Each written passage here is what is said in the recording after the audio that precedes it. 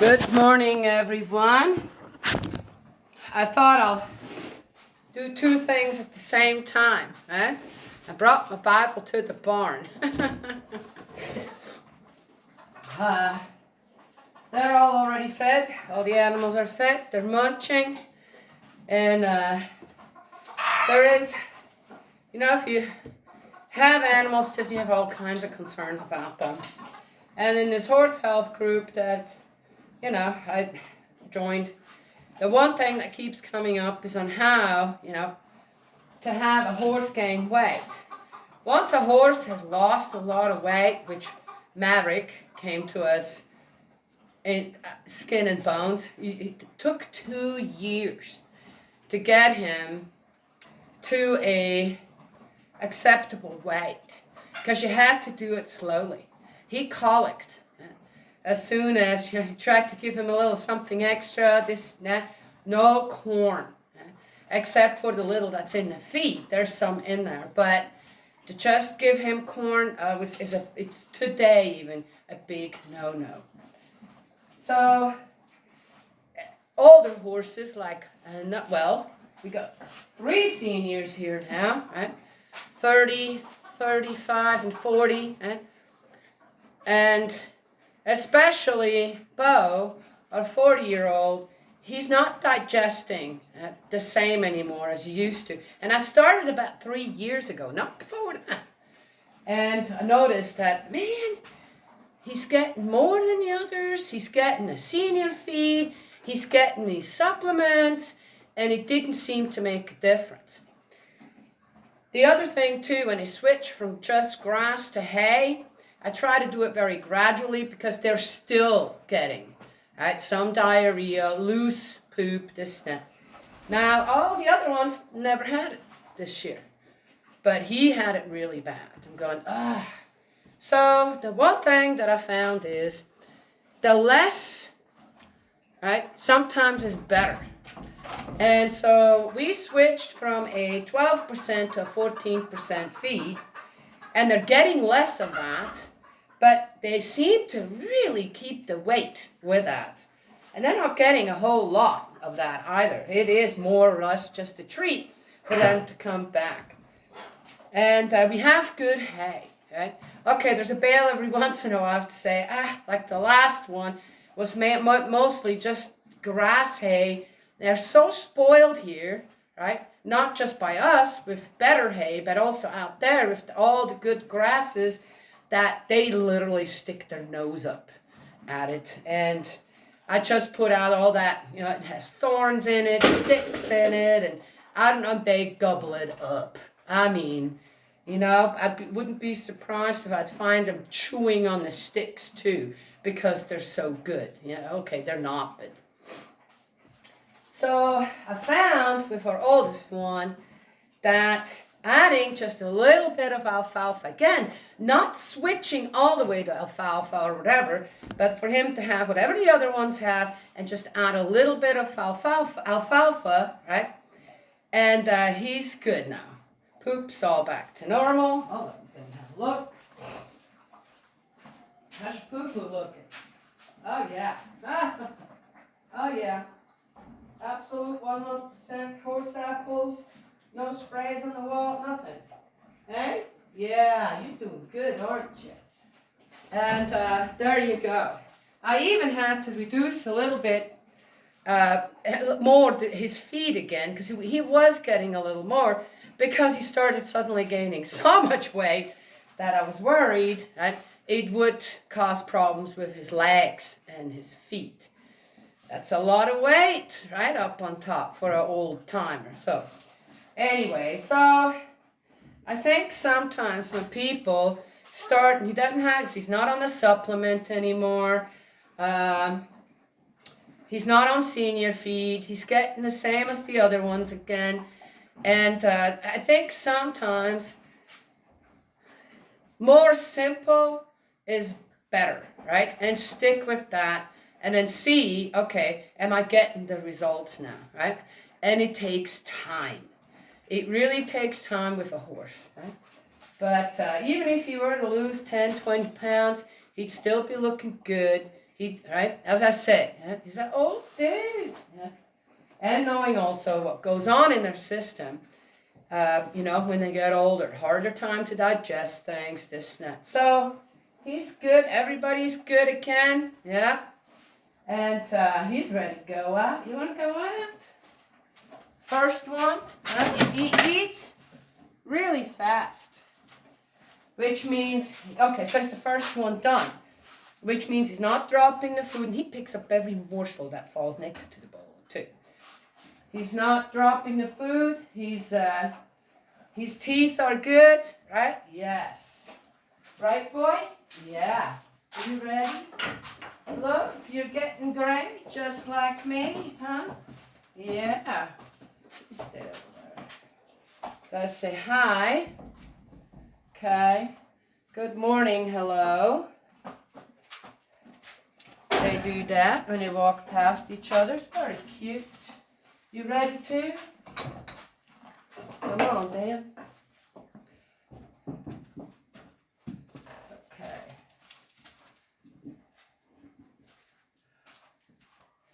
Now, of course, there are other causes for a horse to lose weight.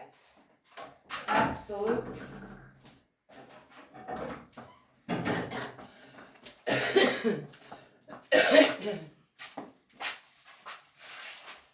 And you ready? Go. The best thing to know, is it something more serious or not, is when you know your horse, right? Yeah? Horses, your animals. And the other thing is, of course, when you bring in something brand new, you don't know anything about it, and there are some problems, it doesn't hurt to call the vet and say, hey, can you come and, and just for the beginning, just to make sure, right there. So, also, immediately to get a good farrier out, that if there are any problems with the hoofs, that gets taken care of immediately, which just helps them overall. What I found though is, and we've seen that in Bo, and we've seen that in one of the other horses we had in the past, is that if you give them things that are too rich, right? I said to fatten up a horse or whatever, then suddenly they have also calcium deposits, right, in their hoofs, and it's right above the hoof and where the leg starts, and that's really painful for them. Yeah, as soon as you start, okay, we did that with Bo and the other one, no more feed for a while. All they got is, though, a little hay, just to, so they had something to munch on in as well. But we stopped all that for a while. Yes, I don't like to see a horse in pain. They did get some bute, so they could go out and walk.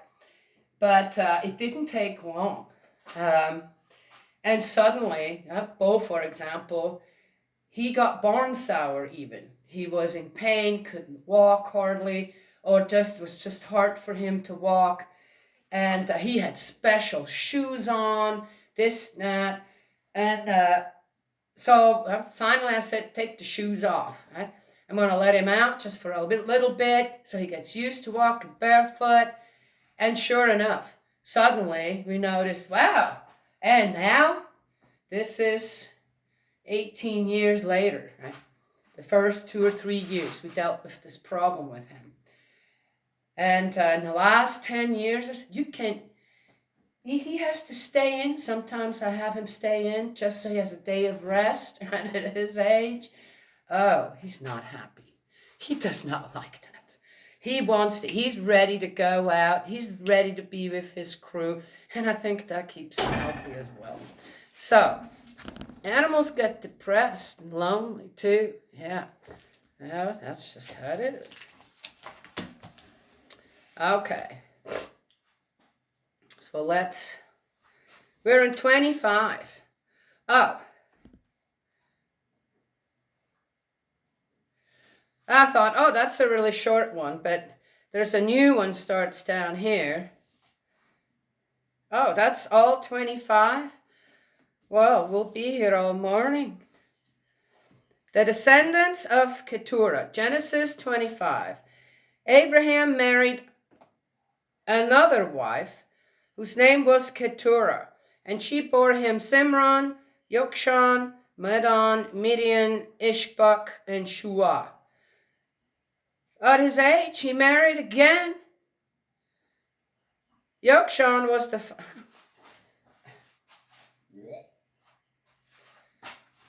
All right, whatever. Yokshan was the father of Sheba and Dedan. And the descendants of Dedan were the Asherites, the Letishim, and the Leumim.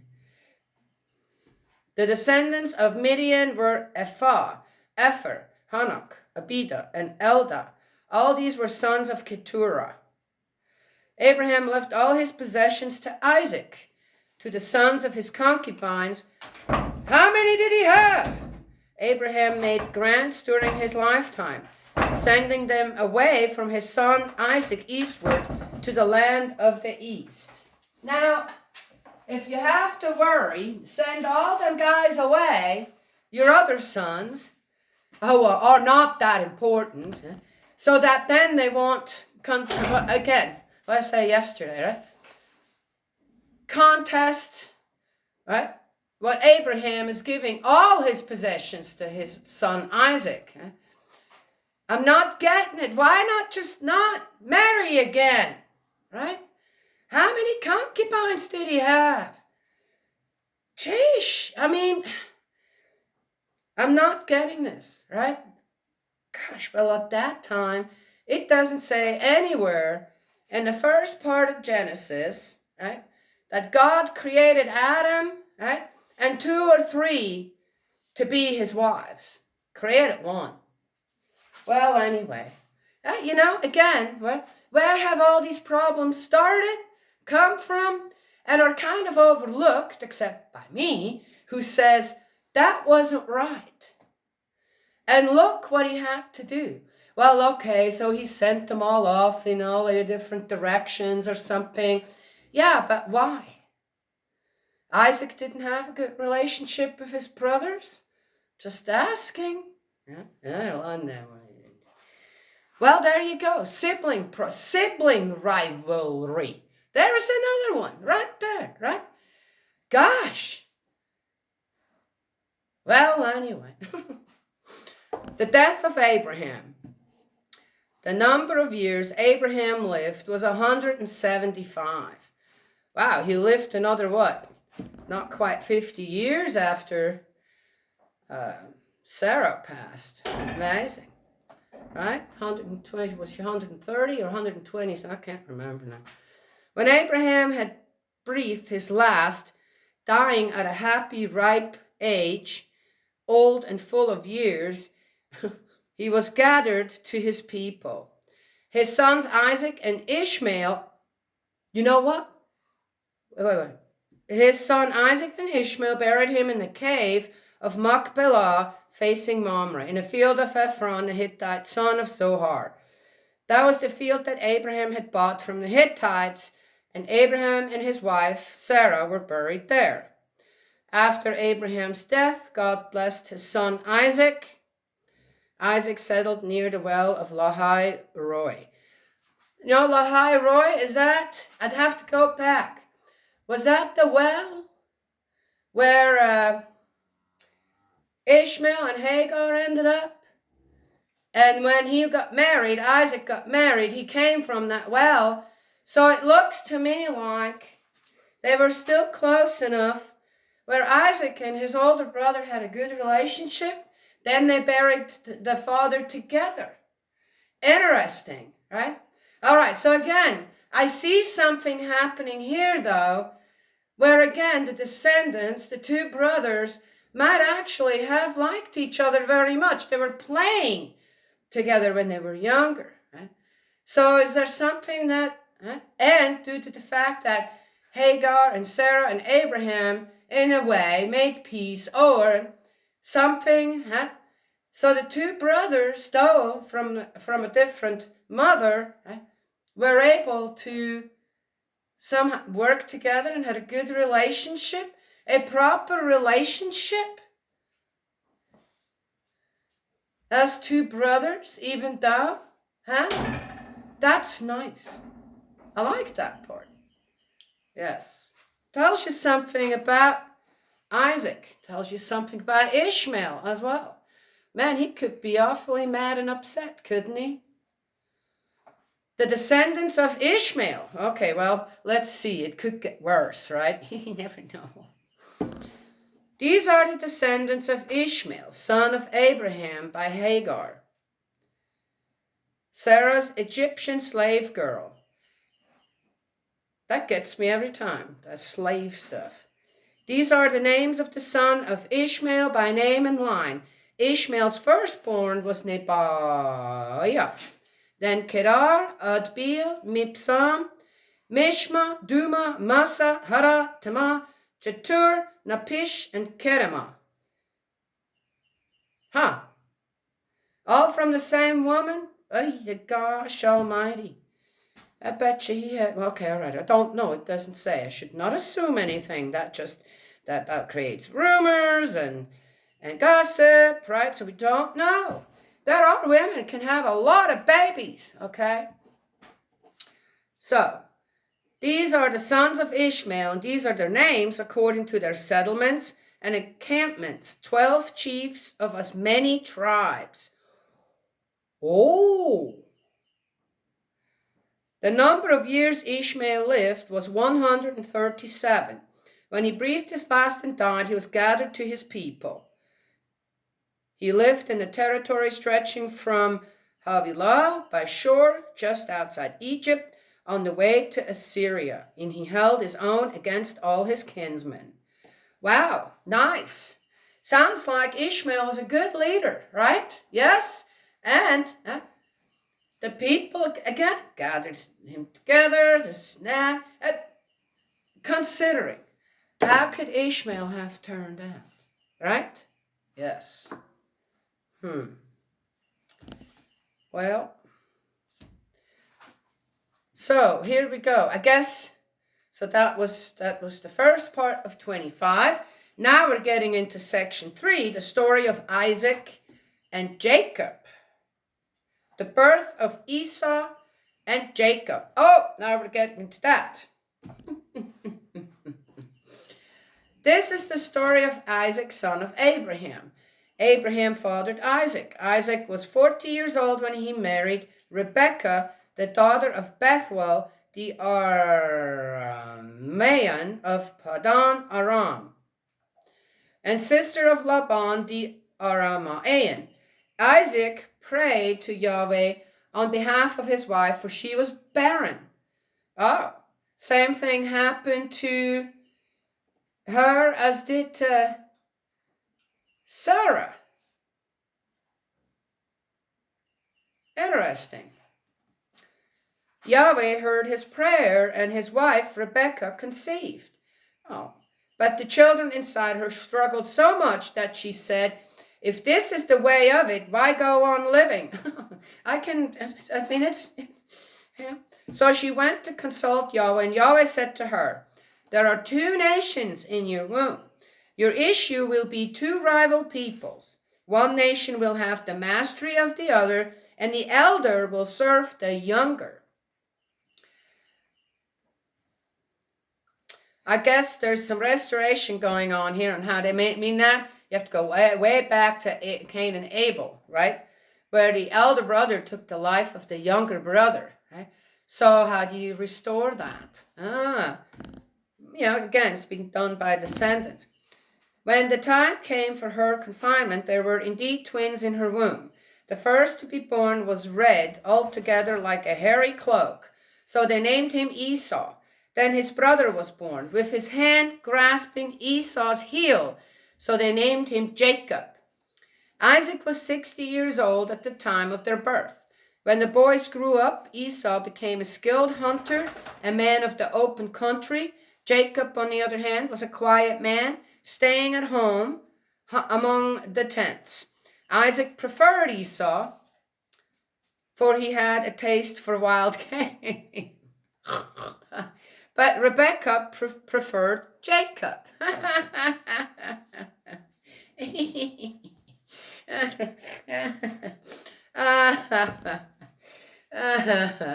I don't get it on how parents can have favorites. I just don't. You like one of your sons better because he brings you meat home? Well, that's a good thing to do, right? And Rebecca probably, because she's a woman, like the softer side, right, that Jacob had. Okay, but again, I mean, my children said, I know I'm your favorite. I said, well, if that's how you feel like, but they all come to me saying that. I know I'm your favorite, good. Yeah. So they're all my favorite. But as far as if someone were to come to say, okay, you have to choose, I'm going to tell them, I'm not going to do that. That's a hurtful, terrible, hurtful thing to do to any child, for them to somehow think, feel, or experience that that their parents prefer one over the other, right? So I do, but I just don't know. No, my children are all completely different individuals, and that's how I look at them. I look at them and how amazing each one of them is in many different ways. There. So, yeah. So I don't get that parents can actually do that. Right? I'm not getting it. And again, maybe it's because my heart to mind's so connected to God's point of view, right? That I can't, it just doesn't make sense because that doesn't make sense to God either. There, done. Ooh, glasses are nice and clean. Esau gives up his birthright. Once when Jacob was cooking a stew, Esau returned from the countryside exhausted. Esau said to Jacob, give me a mouthful of that red stuff there. I'm exhausted. Hence the name given to him, Edom. Jacob said, first give me your birthright in exchange. Esau said, here I am at death's door. What use is a birthright to me? Then Jacob said, first give me your oath. He gave him his oath and sold his birthright to Jacob. Then Jacob gave him some bread and lentil stew. He ate, drank, got up, and went away.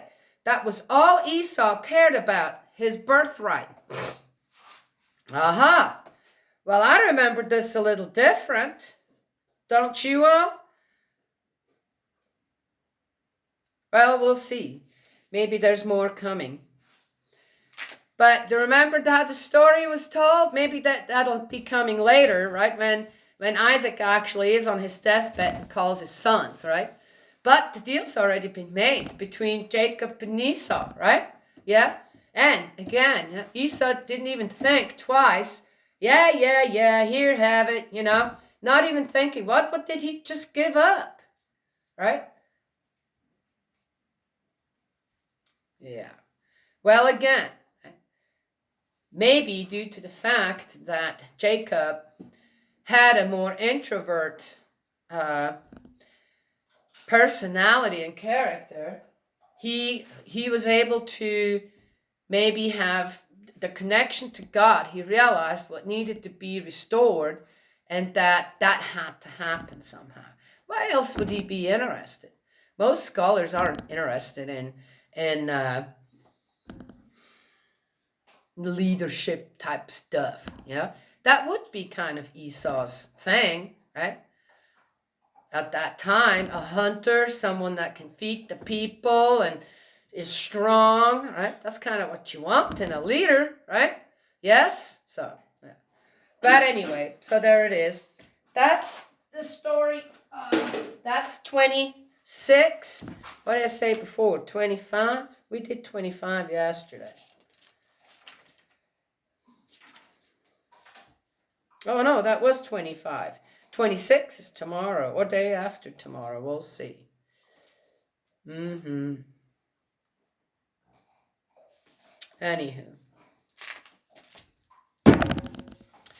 All kinds of things. It's like story time or something, right? Yes? Yeah. Well, anywho. I got to get going here in the barn. The boy is chewing up a stick. Yeah. Oh, I hear a piggy out here. I wonder if, oh, it's Tinkle. Tinkle, where's Toot? Huh? It's Tinkle. I haven't seen Toot in a while. She's probably still up there hunting for acorns, huh? She'll be back when that's over with. Huh? Yeah. All right, well, that's it for today.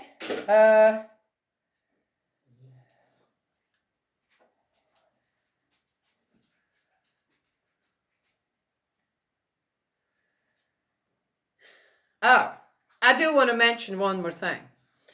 Since we're in the barn as well, right? So when I talk about certain other things while I'm in the barn.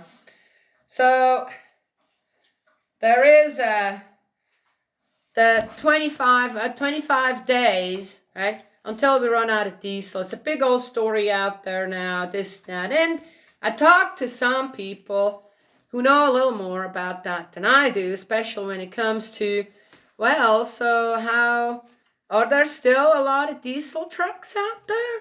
Yeah, oh yeah. Uh-huh. Oh, I said, really? I thought they've kind of mostly, have they not switched over to just regular gas or something yet, No, supposedly, that's what I got. There's still a lot of trucks transporting all kinds of goods, this and that, still running on diesel. So that was a few days ago. I saw that, right? Now I saw it again this morning, a few hours ago. In 25 days, headline, in 25 days, we're going to be running out of diesel. I'm going, hey, wait a second. Isn't there a countdown going on here now? So I went and looked to see which date I could find, the earliest one when that came out, and it was 10 days ago, okay? Yet, we have supposedly a reputable now, a news station that says, oh, we're new and we're going to give you the truth. And I'm going, I just caught you too. It's not 25 days, it's 15 days now. And if today or yesterday was 25 days again, they must have found some diesel somewhere to add on another 10 days. I find it interesting that it's always 25 days. So again, is there a hype going on out there? Are we really short in diesel? Because if the story goes around long enough and big enough and I don't know what are you going to do? And I asked, I posted the post. It didn't get fact checked, by the way, by Facebook. And I asked, hey, so what does that mean? If we are running out in 25 days, right? That was so many days ago, not realizing that actually a few more days ago, right? That was actually, it may have been a month ago, right? We may have already passed the 25 days when the story actually first came out. Who knows, right? Yes. But if enough people see that, what are you going to do? And who's going to benefit from that? Now, I'm not saying don't do it, but stay moderate about it. Because surely they're going to do something, right? I guess the trains will have to be re-employed again or something. Or they're going to use smaller trucks. I don't know. I have no idea. But if it's true, as I said, why isn't there a countdown? Why the guy yesterday didn't say? I saw it this morning. So there was, we got different time changes here going. We're kind of in the middle. So